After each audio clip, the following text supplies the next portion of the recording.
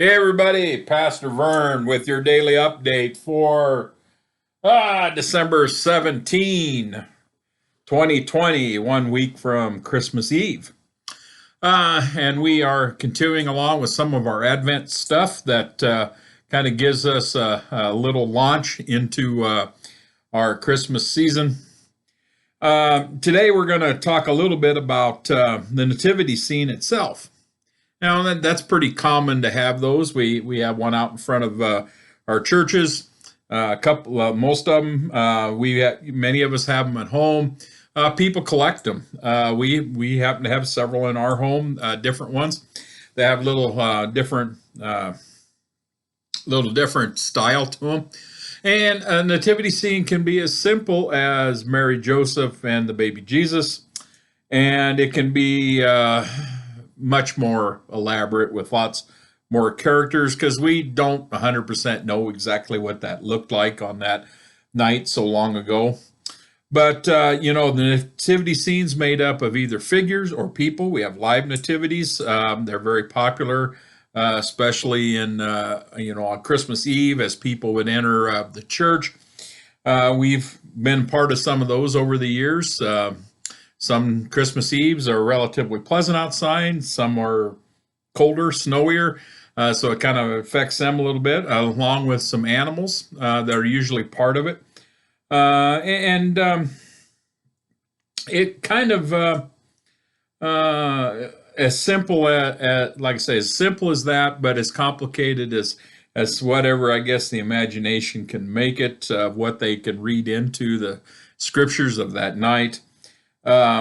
St. Francis of Assisi is the one that's credited to have created the first nativity scene. He was working on increasing the let's see, what would you say, the make Christianity more notable or noticed by folks. And he had created that in about 1223 is the date that they say was maybe the first one that he created that became a part of the tradition. And they change, or the styles are different in different regions of the world. Also, the Benedictine Center in Schuyler, I don't know what's going on this year because of the scenario we're in, but I know in years past they have had several of them set up in some of their meeting rooms from different places in the world, and the characters take on the look often of that area, whether it's African, Asian, Scandinavian, European, Native American. I've seen just about every different kinds of different features that are common to certain regions of the world. And so, it's kind of universal in that way. But we can still personalize it a little bit to fit kind of our picture. We happen to have one from Peru, not Peru, from Panama. We traveled there a few years ago, made out of some kind of soft stone, and its features are a little different than what maybe one that we have that the creator would have had a more of a American or European background, or white background anyway.